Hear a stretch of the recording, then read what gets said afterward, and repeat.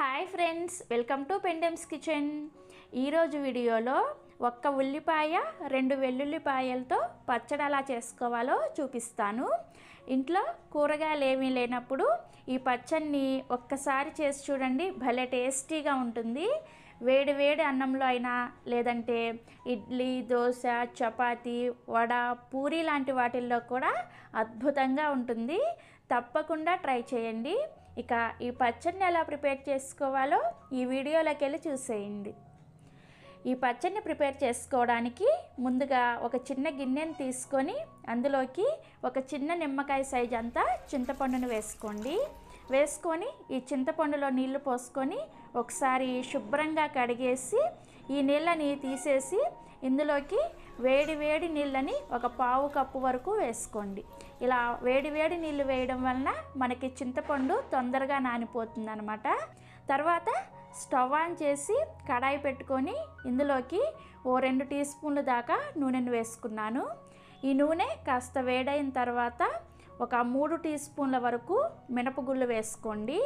అలాగే 3 టీ స్పూన్ల వరకు పచ్చిశనగపప్పుని అండ్ అలానే 3 టీ స్పూన్ల వరకు ధనియాలను వేసుకోండి. ఇలా మినపగుళ్ళు, పచ్చిశనగపప్పు అండ్ ధనియాలు 3 కూడా సమానంగా 3 టీ స్పూన్ల వరకు వేసుకోవాలి. ఇలా వేసుకున్న తర్వాత వీటిని ఒకసారి కలుపుకొని ఇవి కొద్దిగా లైట్గా వేగేటప్పుడు ఇందులోకి 1 టీ స్పూన్ వరకు జీలకర్రని కూడా వేసుకోండి. ఇలా జీలకర్రని కూడా వేసుకొని ఇవన్నీ కూడా ఆయిల్లో కాస్త ఫ్రై అయ్యేంత వరకు ఫ్రై చేసుకోండి. కాస్త కలర్ చేంజ్ అయ్యి క్రిస్పీగా ఫ్రై అయ్యేంత వరకు ఫ్రై చేసుకున్నారంటే సరిపోతుంది. ఇలా ధనియాలు ఇంకా పప్పులు, జీలకర్ర ఫ్రై అయిపోయిన తర్వాత ఈ కలర్లోకి వచ్చేస్తాయన్నమాట. ఇప్పుడు ఇందులోకి ఒక పావు టీ స్పూన్ దాకా మెంతులు కూడా వేసుకోండి. ఈ మెంతులు ముందే వేసుకున్నారంటే మాడిపోయినట్లుగా అయిపోతాయి. సో ఇలా తర్వాత వేసుకోండి. మెంతులు కూడా ఫ్రై అయిన తర్వాత ముందుగానే నేను ఒక 2 వెల్లుల్లిపాయల్ని రెబ్బలు వలిసేసి ఇలా పొట్టు తీసుకొని పెట్టుకున్నాను. ఈ వెల్లుల్లి రెబ్బలన్నింటినీ కూడా ఇందులోకి వేసుకొని వీటిని కూడా ఫ్రై చేసుకోవాలి. ఈ వెల్లుల్లి రెబ్బల్ని లో ఫ్లేమ్లోనే ఫ్రై చేసుకోండి. ఇలా వెల్లుల్లి రెబ్బలు కూడా ఫ్రై అయిన తర్వాత ఇందులోకి ఒక 8 నుంచి 9 వరకు ఎండుమిర్చిని ఇలా సగానికి తుంచుకొని వేసుకోండి. ఎండుమిర్చిని డైరెక్ట్గా అలా వేసేసారంటే మనకి లోపల ఉన్న గింజలు సరిగా వేగవన్నమాట. అందుకోసం ఇలా ఒక్కో ఎండుమిర్చిని 2-3 ముక్కలుగా తుంచుకొని వేసుకోండి.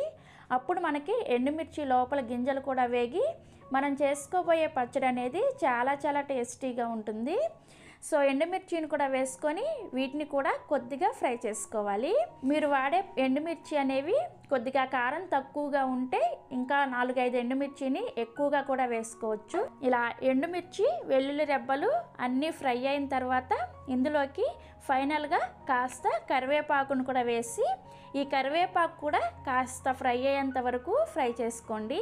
మనకి కరివేపాకు కూడా ఇలా క్రిస్పీగా ఫ్రై అయిన తర్వాత స్టవ్ ఆఫ్ చేసేసి వీటన్నింటిని కూడా పూర్తిగా చల్లారేంత వరకు పక్కన పెట్టేసి చల్లార్చుకోవాలి. ఇవి పూర్తిగా చల్లారిన తర్వాత ఇప్పుడు వీటిని ఒక మిక్సీ జార్ తీసుకొని మొత్తాన్ని కూడా ఈ మిక్సీ జార్లోకి వేసుకుంటున్నాను. ఇందులోనే రుచికి సరిపడా ఉప్పును కూడా వేసుకొని ఫైన్గా గ్రైండ్ చేసుకోవాలి. మీకు వీలైనంత మెత్తగా గ్రైండ్ చేసుకోండి. చూసారు కదా, ఇలా కొద్దిగా మెత్తగా గ్రైండ్ చేసుకున్న తర్వాత ఇప్పుడు ఇందులోకి మనం ముందుగా నానబెట్టిన చింతపండు ఈ పాటికి నానిపోయి ఉంటుందన్నమాట.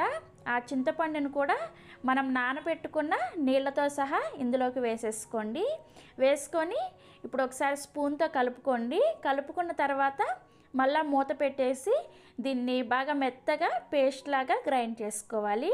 చూసారు కదా, ఇలా గ్రైండ్ చేసుకున్న పేస్ట్ని పక్కన పెట్టుకోండి.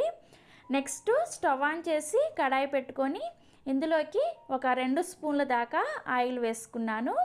ఈ పచ్చడికి కొద్దిగా ఆయిల్ ఎక్కువగా ఉంటేనే ఒక వారం నుంచి 10 రోజుల పాటు నిల్వ ఉంటుందన్నమాట.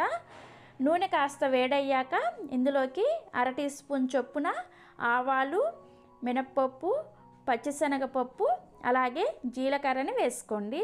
తర్వాత ఒక ఎండుమిర్చిని ఇలా సగానికి కట్ చేసుకొని వేసుకోండి. ఈ పోపు దినుసులన్నీ కూడా లో ఫ్లేమ్లో చక్కగా ఫ్రై చేసుకోవాలి. ఆ పప్పులన్నీ కాస్త ఫ్రై అయ్యాక ఇందులోకి కొద్దిగా కరివేపాకును కూడా వేసుకొని ఫ్రై చేసుకోండి. ఇలా కరివేపాకు కూడా ఫ్రై అయ్యాక ఒక మీడియం సైజ్ ఉల్లిపాయని ఇలా చిన్న ముక్కలుగా కట్ చేసుకొని వేసుకొని ఈ ఉల్లిపాయ ముక్కల్ని లో టు మీడియం ఫ్లేమ్లో కాస్త ఫ్రై అయ్యేంత వరకు కలుపుకుంటూ ఫ్రై చేసుకోవాలి. ఇలా ఉల్లిపాయ ముక్కలు కాస్త కలర్ చేంజ్ అయ్యేంత వరకు ఫ్రై చేసుకుంటే సరిపోతుంది. చూసారు కదా, ఇలా ఉల్లిపాయ ముక్కలు కాస్త కలర్ చేంజ్ అయ్యి బ్రౌన్ కలర్లోకి వచ్చేంత వరకు ఫ్రై చేసుకోండి. ఇలా బ్రౌన్ కలర్లోకి వచ్చేటప్పుడు ఇందులోకి మనం ముందుగా గ్రైండ్ చేసుకున్న పచ్చడిని వేసుకోండి. ఇలా గ్రైండ్ చేసిన పచ్చడి మొత్తాన్ని కూడా ఈ పోపులో వేసుకొని ఒకసారి కలుపుకొని ఇందులోకి ఒక పావు టీ స్పూన్ దాకా పసుపును కూడా వేసుకోండి. స్టవ్ని సిమ్లో పెట్టుకొని ఈ పచ్చడిని 1 నిమిషం పాటు ఇలా కలుపుకోండి. పచ్చడిని పోపులో వేసుకున్న తర్వాత మరీ గట్టిగా ఉంటే కొద్దిగా వేడి నీళ్ళని వేసుకొని కూడా కలుపుకోవచ్చు. ఇలా 1 నిమిషం పాటు కలుపుకొని స్టవ్ ఆఫ్ చేసేసి ఇది పూర్తిగా చల్లారిన తర్వాత గ్లాస్ జార్లో కానీ లేదంటే ఏదైనా ఒక ఎయిర్ టైట్ డబ్బాలో కానీ పెట్టుకున్నారంటే వారం రోజులైనా సరే ఈ పచ్చడి అనేది అస్సలు పాడైపోదు. ఫ్రిడ్జ్లో పెట్టాల్సిన అవసరం కూడా ఏమీ లేదు. బయటే చక్కగా వారం రోజుల పాటు ఉంటుంది. చాలా చాలా టేస్టీగా ఉంటుంది. వేడి వేడి అన్నంలో వేసుకొని తిన్నారంటే అద్భుతంగా ఉంటుంది. నోటికి రుచిగా ఏదైనా తినాలనిపిస్తే నార్మల్గా డైలీ తినే కూరలు తినాలనిపించకపోయినా సరే ఈ పచ్చడిని ట్రై చేసి చూడండి. ఈ పచ్చడి రెసిపీ కనుక మీకు నచ్చినట్లయితే లైక్ చేసి షేర్ చేయండి. మీరు కూడా ట్రై చేసి మీ అమూల్యమైన ఫీడ్బ్యాక్ని నాతో షేర్ చేసుకోండి. ఇలాంటి మరిన్ని ఇంట్రెస్టింగ్ రెసిపీస్ కోసం పెండెమ్స్ కిచెన్ని సబ్స్క్రైబ్ చేసుకోండి. Thank you.